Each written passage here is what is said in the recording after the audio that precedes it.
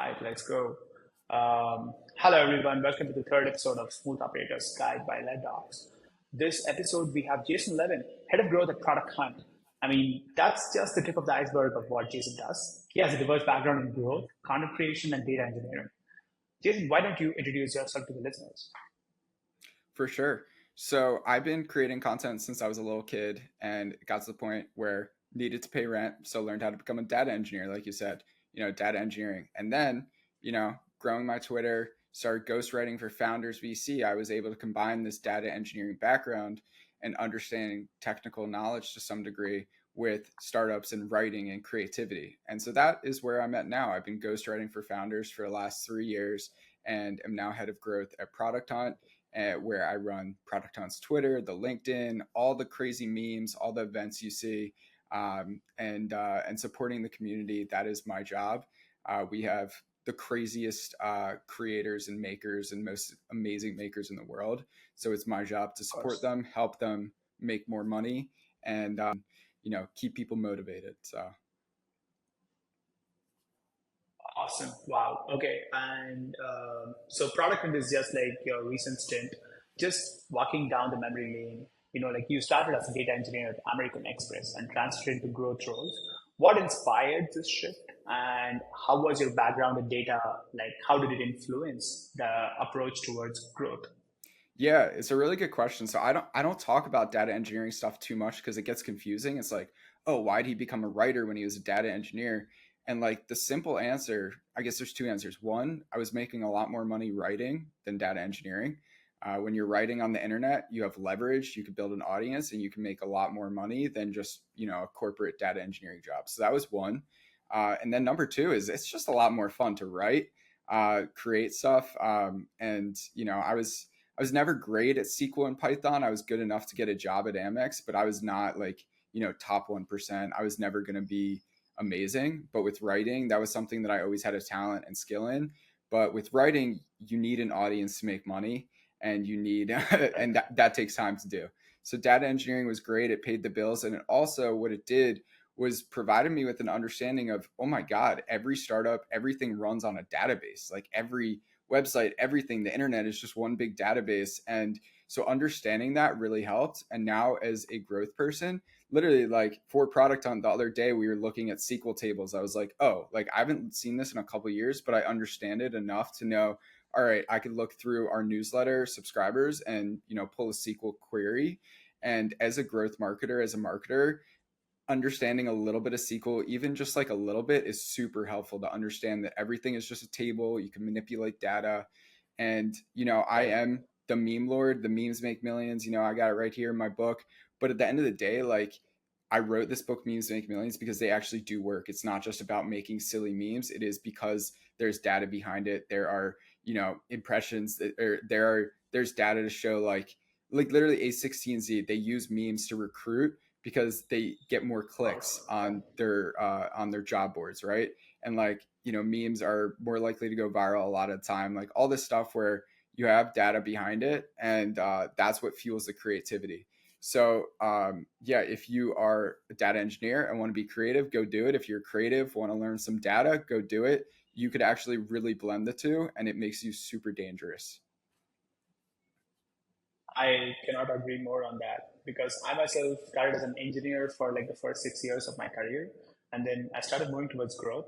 And right now I'm like super comfortable doing head of marketing, head of growth roles. I mean, it's a completely new superpower, right? I mean, coming into the marketing domain, knowing even a little bit of code, knowing how to connect things, automate stuff, that's like really, really untapped superpower. Well Yeah, said. a lot of Um, marketers are scared of that kind of stuff, are scared of data. They like, are very just exactly. just Yeah. scared of it. And so if you are like not intimidated by anything is learnable, right? Like I didn't know any code. I actually did Lambda school, Bloom Tech, whatever, rest in peace to that, or whatever. But like you can learn this stuff in a couple months. Like learn SQL.com, like that got me through it and helped me prepare for my exam, like or my test to get the job. And so all the skills are learnable just because you're a creative or a marketer. You could actually learn data stuff. It just takes time. And something like SQL or Python, like it's learnable. You could do this stuff. You might not be, Mr. Elon or Mr. Gigabrain programming the next like, giant app or open AI, but you could get enough done for marketing that you become super dangerous. Exactly. Yeah. I completely agree because even I'm a big data nerd to some extent. I read this piece and I keep going back to this piece by Brand Belfer that there is this famous diagram, data wheel of death. Like the moment data becomes inconsistent in an organization, that is like kind of like the death, right? I mean, that's what differentiates between a great distribution motion versus like a not great distribution motion. Everyone knows what channels are there out there. It's like SEO, it's organic, paid, it's communities. All these things are like pretty much set in stone. And probably AI is a new channel. That's it. But then, like identifying which works and which doesn't work, what is the 20% that runs of 80%, that only data folks can really get it out. 100%. And it's really powerful as a newsletter writer. So for my first year or two writing the newsletter, it was just like, all right, I'm just going to write lists, stay consistent, try to get as many subscribers as possible. Don't worry about the data too much. And now I've gotten it to the Right. point where every month calculating what is the lifetime value now? What is my MRR now from premium subscribers? Wow. What is, how much am I bringing in from clients, or how much am I bringing in from book sales and course sales? And how does that affect the lifetime value? At the end of the day, like if you're running a newsletter or a site or whatever, you want to increase the lifetime value of your users or readers. And so knowing this and staying consistent, like you're saying, dude, like the second you stop staying consistent and lose track of that data, that's death. That is like you are on the Yeah. decline. And so I notice like when I'm consistently keeping that in my Excel sheet and just doing it, not even that often, not every day, once a week, once a month, and just staying consistent, it keeps you grounded, and you have like real data that you need to like know to move forward and increase your revenue, increase your subscribers. Without knowing lifetime value, without knowing revenue per subscriber, you're just lost. You could be throwing money everywhere and you have no idea what you're doing. So yeah, as a marketer, as a creator, um, understanding data is a dangerous skill to have. Yeah, totally. I mean, yeah, totally, totally. As I just like quickly, I want to know a little more about like, as head of growth at Product Hunt, it can be really, really chaotic, but at the same time, you kind of do it with ease, is what I think. But I just want to know like, what are your main responsibilities and how do you prioritize your efforts to drive growth? Yeah, I love chaos. I love the chaos of marketing and creating.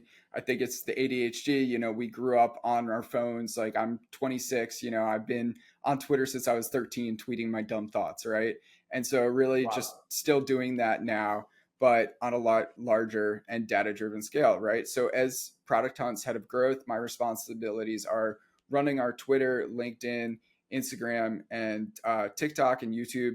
And so for LinkedIn and Twitter, it is mostly me tweeting, about different products that are coming about different memes. And then for Instagram and TikTok and YouTube, I brought in an agency to help us. Shout out clip.co. They are really great. Henry Belcaster, they are awesome.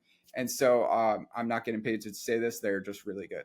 Uh, and Right. so, I manage that agency. I also manage another freelancer who's helping us out with growth. So it's really been cool for me to go from just a writer and into like almost more of a growth manager role, where like for the last like 3 years, my early 21 to 23, 24, I was all about growth hacks. Like what growth hack can I find? What growth hack? And now it's like, oh my God, growth systems, man. Like that is what I need to be focused on, is growth systems. Like how can we find repeatable processes? So growing, for example, I'll give you an example. My friend Ish Right. Verduzzo, he is, ex LinkedIn. He is now the head of social media at Andreessen Horowitz Crypto. And so I asked him, I was like, hey, what is the best way to grow a brand's LinkedIn? And it's not posting on the LinkedIn page. It's growing the founders page and then tagging the brand in the bottom of the post, right? And so just having this repetitive thing, like Ish told me, what he would do was write posts for all the A16Z VCs and then tag A16Z crypto at the bottom, right? And then people would go follow it. And now so we're doing that with Product Hunt, where I have two posts and then our CEO Rajiv has two posts every week going out, product hunt success stories, tag product hunt at the bottom. You know, these little things, like these repeatable processes, are just so powerful.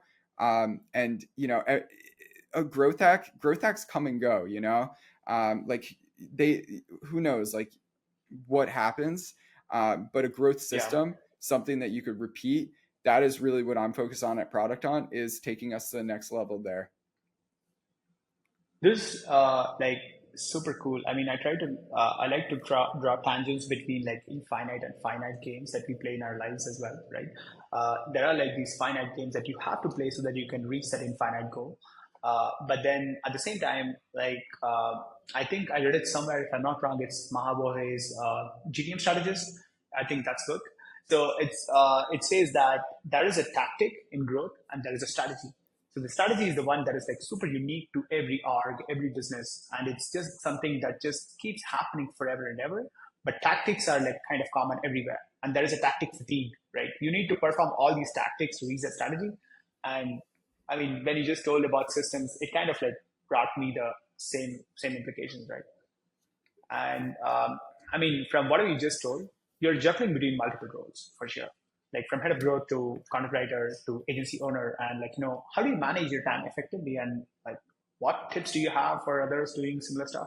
Yeah, honestly, a lot of coffee, lot of late nights. Yeah. But for me, I use Notion. I'd probably be lost without Notion. I'd probably be crying in a river or under the sewer somewhere without Notion. So very grateful. Wow. I use Notion. Slack is really helpful, obviously. Um, Also, getting things off the computer sometimes, and a notebook, just like simplifying stuff sometimes is just the best way to Right. do it. Write down the list of what do I got to get done today, you know, planning out like, all right, what do we got to get done? And really that's it. I know it, you know, you could try it. I used to use a bunch of reminders apps. I tried every reminders app, and honestly it wasn't that great. My best reminders app is just scheduling emails to myself like 24 hours or 48 hours in the future. Is so stupid, but I treat my email inbox like a to-do list. And like it's just so dumb, but it works. And so whatever works for you, I think is the main thing. At the Yeah. end of the day as well, trying to find things that overlap, right?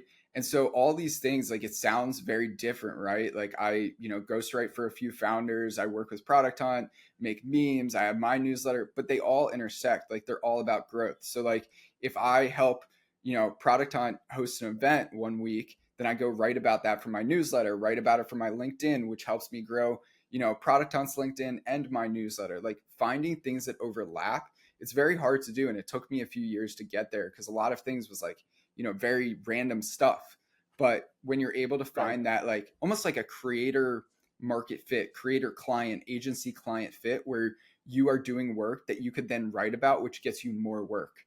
You know, that is where I'm at right Right. now, where a lot of my newsletter is based off the work that I'm doing every day. I'm not writing about some random topic or random case study about somebody else. It's my work that I'm writing about. And so I think that's the main thing, is just, you know, making sure that everything connects somehow, and you have content ideas everywhere. Like look through your emails, look through your text messages, your DMs with friends. There are content ideas literally everywhere, and don't hesitate. Just like get consistent with it, and when an idea hits, just write. And that's really the main metric there. You don't need peace and quiet. You don't need silence. I write on the subway. I write in Ubers. You know, write wherever you got to write. Just to start putting out more content would be my best suggestion. And trying to find work that overlaps with each other. Right. Uh, wow, that's really cool. I mean, especially the fact that like simplicity is key, right? You're using email client as a to-do list. Yeah, Dude, that's crazy. I it's mean, so dumb. I've Yeah. used like things. I've used AnyDo. I've used Notion calendar, everything. But I think this is pretty cool. Yeah, it's so dumb, but it works, man. Another thing, like, I learned this from Yeah. his. So I make memes in Google Slides. It's so stupid, but it works. Wow. Like, all right, you know, some of the fancy Photoshop, I'll bring in Photoshop, but I have a slide deck of Yeah. all these meme templates, right? And I learned this from this guy Chris Backey, right? You might know him. He's the founder of Lastkey. He sold it for 100 million plus Right. to Elon. Giant meme lord on Twitter, 200,000 plus followers. And I interviewed him. I was like, dude, how did you make memes so fast? Because when the OpenAI crisis was going on, he was pumping out memes Right. every second. I was like, how'd you do that? He's like, I just use Google Slides. I'm a CEO. I'm in Google Slides all day. So I just made a slide deck. It's like these dumb tricks that like you don't like you think you're too smart for. You need AI to do it. You need some fancy tool. You need to, sometimes it's just the dumb free stuff that works. And like as a growth person, there's nothing more high leverage than like dumb free stuff. It works, and that's really the thesis at 100%. the end of the day with my book, Memes Make Millions, is like, memes are free to make, they're quick to make, and they're easy to go viral. It's the highest leverage possible. I totally agree. I've seen this. I'm a big fan of this LinkedIn page by a company called Topline. Mm, I don't know if you follow them, but they use memes predominantly just to grow. And yeah, I mean, memes really, really do engage with the community much more naturally than any other form of content. I mean, whether even if it's going to be like a short form of this video, that's probably going to get some engagement, but memes, it's going to like blow up. The yeah. right meme at the right timing, it's just going to blow up, right? Yeah, and it's That's pretty it's cool. something where like everybody loves to laugh, People like to share memes with each Yeah, other. And the book is called Memes Make Millions, right? But memes don't make millions by themselves. You need a good product, you need something that you're selling, you need a service, you need, whether, even if you have a meme page, they don't make millions by themselves. You need to sell ads, you need a process for like, talking to advertisers and hitting up brands and all this stuff, right? So it's not just like making memes, but this is a lot longer book title, right? Than just Memes Make Millions. So, if you're using memes to do marketing, then make sure you have a good product behind you that, you can right. plug underneath and get the attention. So for product hunt, right, we use memes, they go viral. And then underneath it, we just plug our newsletter and we're making money from that, right? Because we have advertisers Right. paying us on our newsletter. And so it's the same thing I do with my tweets. When I have a tweet that goes viral, plug my book underneath, plug my course, plug whatever. And so, I've seen companies, finance companies, B2B SaaS companies, they, post memes, something goes viral, they're getting six-figure contracts underneath, right? Because they have such high Yeah, ticket items, right? I wish I had something high yeah, ticket like that, right? That'd be crazy. right. So if you like, it's just so the leverage is insane when you think about it. You don't need to spend millions on a billboard or tens of thousands on a billboard. You could just have a billboard on the internet that's a lot more shareable. I can't agree more. But you don't just help brands. You've also helped Jam.dev CEO and other CEOs go viral on Twitter and LinkedIn, right? Yeah. What are some key elements that contribute to like creating these viral content pieces on these platforms? Yeah, I think it's deep research. At the end of the day, being a writer on Twitter or LinkedIn is basically just being a researcher and a writer in college, Right, but instead of sharing it with a professor, you are sharing it with potentially millions of people on the internet. And it starts out just sharing it right, with a few friends. And then, as it grows, it gets a lot bigger. For me, I think the biggest things when it comes to writing online, especially if you're young, if you're not a billionaire yet, if you're not multi millionaire, don't come from a place of sharing advice. Come from a place of, I'm a curious person learning and I'm going to share what I'm learning, right? I right, just found a new growth hack, or I just found a new growth system that is working, or I just listened to this podcast and here's the things that I learned. Even as you're getting more and more successful as a founder, as a VC, whatever, it's still like you want to maintain like, I'm just a normal person learning, like I'm just, right, people hate when it comes off like so cocky, but if you just accept the fact, like we're all just normal people, we're just learning, we're all learning together. That's all it is. And just pretend that it's, a classroom and you're sharing your learnings with the internet and sharing it with your friends online. And, the more you do that, the more grateful people are, at the end of the day, people want either very funny or very smart and helpful, right? If you can do both, that's good. But, you got to kind of, yeah, you either got to educate or entertain, or do both. That's always my goal.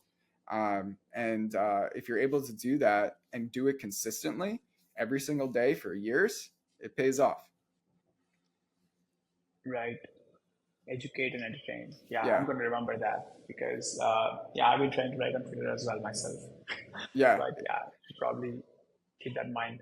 It's a long haul, man. It really is. And I think Yeah, what I've seen with founders that I worked with, when they're expecting immediate results, it doesn't work, right. right? It takes years, right? It's taken me years to get Yeah, to 25,000 on Twitter. It's taken me 2 or 3 years, right? And so LinkedIn is a long haul too, right? Every platform yeah, takes a long time. Um, we see like these viral success stories like Hawk Tuah meme, right? This girl got famous overnight, but like that's not how the world works, especially when you're writing about yeah, serious stuff and startups. And if you really want to build this reputation, like focus on building this strong reputation, not just going viral, right? And that could be a strong reputation as a viral meme lord, as a funny platform. But like I think at the end of the day, you want to build this reputation in your community, and content is the best way to do that. yeah, totally. And I mean, from all this, like, if I can tell one thing, that is that, like, you write a lot, right? And I know that writing helps structure your thoughts for sure. And how does like writing for your newsletter, Cyber Patterns, or other platforms tie into your growth strategies, if they do? Yeah, And what impact has it had on your personal and like even professional brand? yeah. So writing my newsletter changed my life. I started writing online because I just wanted to kind of share what I was thinking. Right. I had no idea how to grow it, Right. but my friend was like, "Dude, you should write this. You should just share what you're thinking about in life, and like it'll help you think more clearly." So I did that, and I did that for a few months. Nothing happened. And then I, decided, all right, I'm going to write weekly. You know what? I'm going to have it every single Right. week, every single Sunday. Excuse me. And excuse me. So I've written my newsletter for 150 Sundays straight. And from every newsletter, right, you write this long form piece, and then you're able to take those into tweets, into LinkedIn pieces, etc. Whether it's a screenshot, whether it's copying and pasting and changing things up a little bit. Also, it just helps you clarify your thoughts about whatever you're thinking about those days.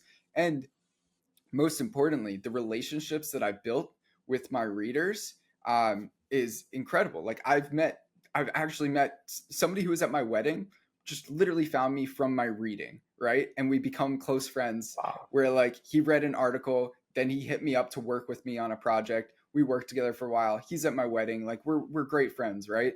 Like a blog is a great way to find friends on the internet. Just by sharing your thoughts, you'll find people who are thinking about similar topics. And more than anything, it's like it's helped me build this reputation where like I put in a lot of work into it, and you could tell that from looking at cyber patterns, looking at if you go to cyberpatterns.xyz, you'll see the artwork. Like I put my heart and soul in that. Right. Like I'm not just Yeah. throwing it up. Like I really do spend a long time on that, on Mid Journey, using Photoshop to edit it, trying 10 different variations. So really at the end of the day, like I think a newsletter, it keeps you consistent. If you do a weekly newsletter, it keeps you consistently making content, sharing ideas, and it also builds up Right. like such loyalty with your readers. I have a very large paying reader base now at this point. People are willing to pay to read because I've been doing it for so long. Nobody was willing to pay to read on the first newsletter edition, but as you keep doing it, people are willing to pay to read. They're willing to pay for your books. They're willing to support when I'm working on another project, meme alerts, where I alert people of viral templates. And Wow. I announced that in my newsletter, right? And I had dozens of subscriptions on day one, where like my MRR was 400 $500 just from the first day, and I'm selling a $6 product, right? And so like I think building a newsletter, I think, is probably the second best way to build loyalty on the internet. Number one is a podcast, like exactly what you're doing. And if you want to build loyalty with readers, with listeners, whoever, then you got to stay consistent and really just be your honest self and share your thoughts. And that's how you escape the competition of all the the BS. You don't need to go be Tim Ferriss or Joe Rogan. I don't need to go be Right. Mike Solana or whoever. I'm just Jason, right? You're just Ani. Like we're just sharing our thoughts on the internet, and the longer, more consistent you do with it, people love it. yeah, it's a long haul. I wouldn't, there's been a big newsletter bubble where people are just trying to start newsletters and sell them. Like my exit Yeah. strategy is death, man. Like this is a newsletter I'm gonna write for the rest of my life. Like I love doing it. I look forward to it every day. Um, when I die, hopefully pass it down to my kids because I love this thing, right? I'm not trying to sell it. So I wouldn't start a newsletter if you're just trying to sell it. Just go start a SaaS, bro. Like, come on, why are you starting a newsletter if you're gonna sell it? um, Write a newsletter because it helps you become a better writer and because you want to be able to sell what you're working on, other things, books, SaaS, whatever, and as a content engine for more ideas as well. Dude, this is really really cool because I have a background in mixed martial arts, like UFC and stuff. Nice. So I still practice jiu-jitsu, kickboxing, and everything. So when I joined, like let's say like 10 years ago, so the main agenda for a lot of athletes who join in my gym was to have like a great body, like have a six pack abs, like show around, all that stuff.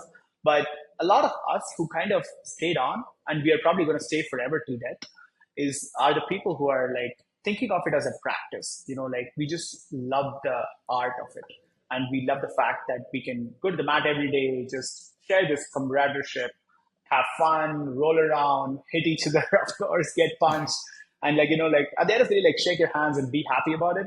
But the side effect was great. Like you feel healthy, you feel good, you're fit, and I can eat whatever I want. I can eat whatever dessert I want without a guilt.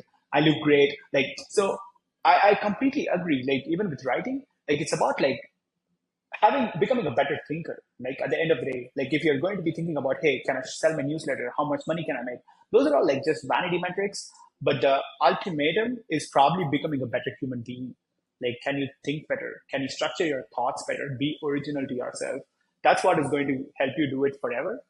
Uh, yeah, I can't agree more. This Yeah, is so similar to that. yeah, dude. Writing is a practice. At the end of the day, like every day, writing is hard. Like I was talking to my I little, know. Yeah. I was talking to my little brother, and he's not a writer, and he was, I was like, dude, it's not easy. Like he was very surprised. He was like, oh, I thought it just came easy to you every week. I was like, you don't understand just how much editing I am doing. Like when Yeah. I write a newsletter edition, it comes out great for the most part. Sometimes I have bad ones. I always, every now and then, but my first draft looks like I don't speak English. It's just all over the place, right? And it's just Right. confusion and bullet points and numbers and sometimes even drawings. Like you know, Kurt Vonnegut, one of my favorite authors, one of the best authors of all time, right, has this quote where he's like, "Every time I sit down to write, I feel like an armless, legless man with a crayon in his mouth." Right? That's what I feel like when I write my newsletter, when I write tweets, when I ghostwrite. Like I just feel like an armless, legless man with a crayon in his mouth, but I get it done, right? And you just keep pushing with it, and I love the practice of it personally. Like the feeling of unlock when you're like writing something that's bad, bad, bad, and then it's good, right? Like that feeling is so Right. worth it. It's addicting. It really is. Like when you push through a writing session, like a really hard one, it's an addiction. And I really noticed that writing my book was one of the hardest things, right? It's really hard to write a book. And like my book's not even that long. It's like 200 pages, but I can't even imagine writing a 400, 500 page. But the feeling of, pushing through and making it happen and finding new ideas, you don't, a lot of people think that you need all these ideas to start writing, but you actually find the ideas by writing. All my best ideas come from actually sitting down and writing with a notebook, a pencil, or on my laptop. And I start with maybe just a tidbit of an idea, right? Maybe it's a quote from Peter Thiel. And then I start writing my thoughts and adding examples, right? And so just start with Wow. a little bit and you find more ideas by sitting down and writing. But you never find the ideas if you don't have time to write about it. Writing is thinking. And the more that you spend time writing, the more clearly your thoughts become.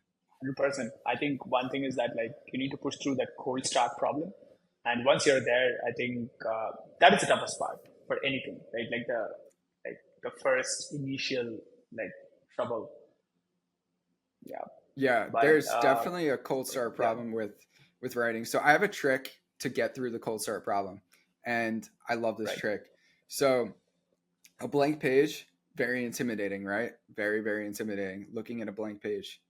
Turn off the brightness on your laptop, dude. Just turn it off and just write for 10 minutes. When I'm feeling scared, when I'm feeling writer's block, just turn off the brightness, set a timer for 10 minutes, and just write totally unedited, unfiltered, and turn off the internet editor. A lot of us, myself included, we have the ghosts of our like seventh grade English teacher who is like mean and nasty and like always telling us all these rules. Like we have that stuck in our head, and the internet isn't like that. Like we could curse, we could use memes, we could use videos. Like turn off that inner editor, the inner English teacher, and just write and have fun. Anybody can be a great writer. Anybody has a voice that is worth sharing. I truly believe that.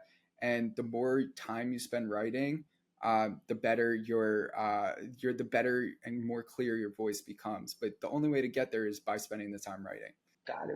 That is so cool. It's a Another fun trick. unobvious tactic. Yeah, it's a Yeah. dumb trick, man. Like, you look like an idiot doing it, but just do it at home. Just turn off the brightness Right. and just write. And it really it's free. It's a very freeing feeling where you turn off that inner editor, because I have it very loud. I'm sure you do. Everybody has it. And so being able to turn off the Yeah. inner editor, super important. Dude, I'm gonna give this a shot for sure. Sweet, But man. yeah, I mean, moving on, so I just want to talk a little bit about the future of Product Hunt, because Product Hunt is like evolving like every week, every month. And what trends do you see shaping the future of Product Hunt? And how is the platform evolving to meet the needs of its community? Yeah, so Product Hunt is in a very fun place right now.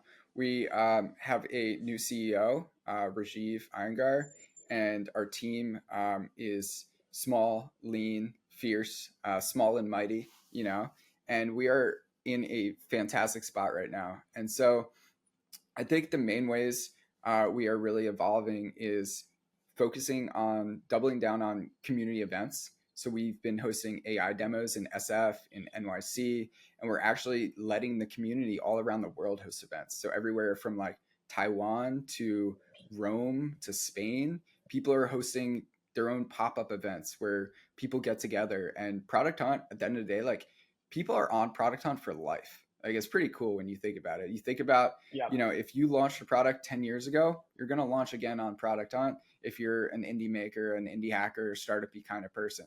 And so people make friends on Product Hunt. They meet the same people. They see the same people and upvote their products and root for them. And so the storytelling, I think, is really beautiful. So that's one thing. I think the next thing is we're working on really cool new features. So we shipped a feature called Shoutouts. And so what Shoutouts does, Oh, when you launch, you shout out other products that you use to build your product. So let's say I am, launching a SaaS and I used Vercel or Bubble, the no code tool. I shout it out. And so this is like an amazing way to see what are the best startups using, what tools are they using to build their startup. And so we're doing that. I think is a really fun feature, and we're also working on a lot more right now. It's like, my main focus is building up this media machine where we are want to become like this media machine across platforms. And so I think to do that, one of the main things has really been building up our team's accounts on social media. So building up the CEO, building up Aaron O'Leary, he's one of our writers, and I've helped him grow on Twitter a lot, and he's absolutely killing it. And so when you're a startup, you are basically a media company, and especially when it's something like Product Hunt that has so much personality, you need right. your media personnel to have audiences and have leverage to be able to help grow. So I'm learning. I'm taking it from people like Morning Brew, who did an amazing job with this. If you saw Morning Brew 4 or 5, 6 years ago, everybody had the coffee logo next to their name. Every writer is like their own personality, right? And so I think in I'm a startups, big fan of Morning Brew. yeah. Yeah. I think in startups, it needs to be the same thing where it's not just the founder and the marketing person, but even engineers. You see that with OpenAI, where OpenAI engineers have giant Twitters, right? Because like they Right. share their ideas. And that is a great way to recruit more engineers. We actually have that at jam.dev. Of One of course. our engineers, Cyrus, he gives talks, he, posts on LinkedIn, he writes blogs, and that recruits genius engineers, right? And so, everybody, or maybe not everybody, but most people in a startup should be posting content. I think Beehive, another amazing example. I can name 5, 7 people on Beehive, like who work at Beehive, just off the top of my head. Everybody from their growth ops person to like their, CTO, like everyone is just posting on social media. And especially when you're like a consumer facing product like that, it's very crucial. And that's how you build like a mafia, I like to call it, right? There's like the Beehive mafia. Like I'm building up the product hunt mafia, and we are building it Soprano style. It's going to be a lot of fun, and we're just beginning. So That's yeah. I mean, yeah, I completely agree. I mean, I can't even like stop imagining about like founder brand and team brand has become like a super powerful mode for any startup these days. I mean, even before you start or even after you start, having a founder brand is like super important, and having a team brand is even more important. Like to attract talent, to retain talent, and even to like signal to investors, signal to the audience, signal to your potential customers, everyone. That's so cool. yeah, founder led marketing is here to stay. Unfortunately, we live in an Yeah. age where tech press, you can't trust them. TechCrunch and all these outlets, they really don't like tech anymore. Like even Wired. I grew up reading Wired, addicted to Wired, right? And they're very anti tech at this point. And so we are in this age Exactly. where we need to go direct, and that's what I've done as a ghostwriter is help founders build up their own distribution, help them build up email list, wait list, help them build up user bases, direct. Like we are our own journalists at this point. We don't really need PR stuff. It's good for SEO, and that's about it. If you could build your own audience, Yeah. build loyalty yourself as a founder, as the head of marketing, head of growth, whoever, you don't need PR. They actually, one of what's crazy is if you have a viral tweet, the journalists come DMing you. The journalists just pick up stuff from Twitter. I've had that happen, a couple times now, where I've posted something and journalists just hit me up. You don't just focus on building up your own audience, and the fancy PR crap will come, and you'll realize like it's not actually that important anymore. An audience Yeah. yourself where people trust the founder, where people trust you over time, so much more valuable. Wow, that's so true. And on that note, obviously, like the PR is kind of like dying out, the traditional PR as you know of. What are some of the emerging trends like that you see in growth strategies within the tech industry? And how should like, up and coming or even existing big companies adapt to stay ahead? Yeah, I think one of the biggest trends obviously is meme marketing and shit posting in Right. general. You see everybody from Nikita Beer, Chris Backy, and a lot of founders in between posting memes, jumping on trending topics and goofy ideas. And it's just a very good way to stand out from the boring crowd in general, and a good way to get distribution. So I think a lot of founders and even VCs as well are jumping on that. So that's one. I think like we're talking right now, podcasts. Every company, every founder, I think should have a podcast. Jam.dev is doing this cool thing Right. now where the entire team we have a Yeah. podcast, right? So every week the core kind of team gets together, talks about what's it like building Jam. Like what's it like building a company, and so that would be one thing. It just builds loyalty, especially like after PMF. After you hit product market fit, that's the time to do it. And so I think having a podcast is crucial. And then yeah, I think just yeah, writing online, very similar. Every VC backed founder for the most part, most I would say probably like it feels like at least 75 to 85% of VC backed founders have ghostwriters. I have a lot of friends who are ghostwriters. Like you know, a lot of these founders that you see tweeting have ghostwriters, and Right. it's scaling your time. Like founders are idea rich, time poor, right? At the end of the day, and Right. so having a ghostwriter, it's somebody you could trust for the long haul. I think is a really important thing that's just going to become even more important as founders are just getting busier and busier. And so if you have somebody who could help you scale yourself, that's really all it is. Like, I don't know. I think a lot of people take pride in like, oh, I need to do this myself. Like I need it to, do it myself. But if it works and you could spend a lot less time on it, that's just a good use of money. And like it's pretty simple, right? Yeah, Um, exactly. yeah. Yeah. Okay. I have a rapid fire round. Uh, So just quickly about the tools that you use, right? Like which tools would you say is your Swiss Army knife? yeah. So I would say Tweet Hunter for scheduling tweets, Taplio for scheduling LinkedIn, um, Right. Readwise for Readwise pulls my Kindle highlights and throws them into my Notion. So then Notion as well for my content calendar, for even like Notion. I use it. My wife and I planned our wedding using Notion, and I use it with Wow. a lot of clients. I use Slack. I'm not a Discord guy. I think Discord is way too chaotic. So I use Slack for everything. Oh, Yeah. I'm becoming a Figma junkie. I'm trying to become a lot better at Figma. I'm like working on a SaaS idea, and I'm like, oh man, marketers should learn Figma. It shouldn't just be a designer thing. Like, I am really getting obsessed with Figma and having a lot of fun with that. Um, that's like the main things, man. Oh, Beehive. Oh, Beehive. I love Beehive. I love Beehive to death. Best newsletter platform in the world.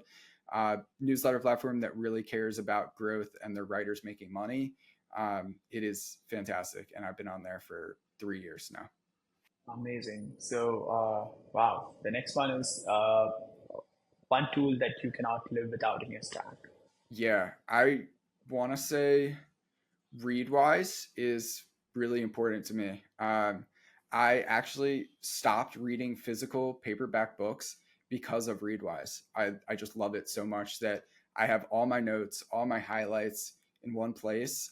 And, people are like, why is that important? As a writer, like I could just find all these quotes that I think of. It's like, I pull the best quotes. I could go turn them into tweets, into blog posts. Like a lot of my blog posts are inspired by my reading, whatever book I might be reading.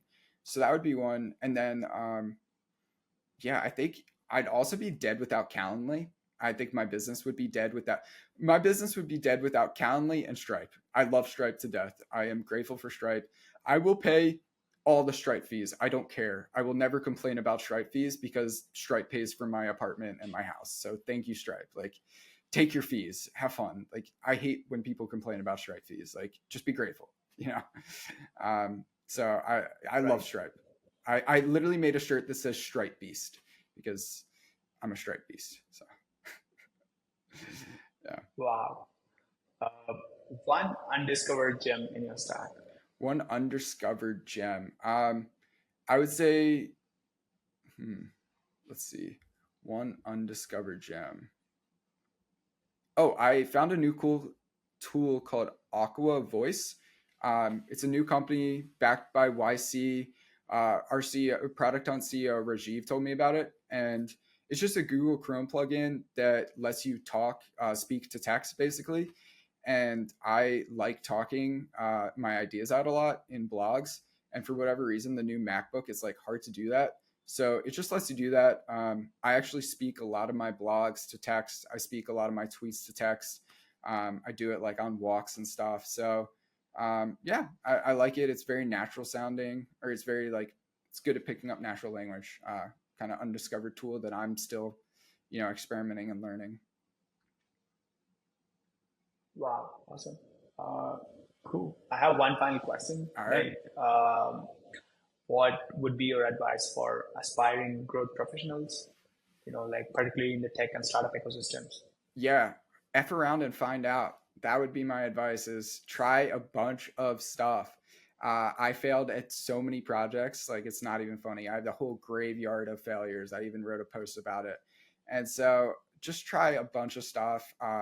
Like I suck at paid ads, right? I just suck at it. Like I am not good at managing it. I like find it very boring.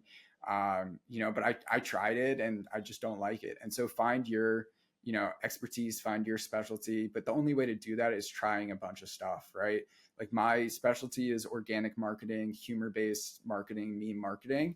And, I like I said, paid ads, I don't know. Event-based marketing, I do it sometimes, but like, I try it every now and then, but I don't love it. So you got to try a bunch of different things and see what really makes you happy. And what's the thing that you could wake up and like do every day for fun? What's yeah, and like also get paid, obviously. What does the market need as well? Yeah. So my advice for growth marketers: F around and find out, try a bunch of stuff, fail a lot. And that's the only way to know like what works and what you enjoy doing. Awesome. And that is the end of my list, Jason. So, Sweet. and just like any final thoughts, or like where can people find you in general? Yeah, you can find me on Twitter at I am Jason Levin. Also, my newsletter, cyberpatterns.xyz, and or my book, memesmakemillions.com. All places to find me. Feel free to reach out or DM me on Twitter or LinkedIn. I respond to everything. Yeah, that's it. Awesome. Kick ass. This was one of the most interesting episodes so far. Thank you, Jason. Thank you Yeah, so much. I appreciate it, man. Thank you for having me on and letting me talk my shit. And I had a lot of fun. So thank you.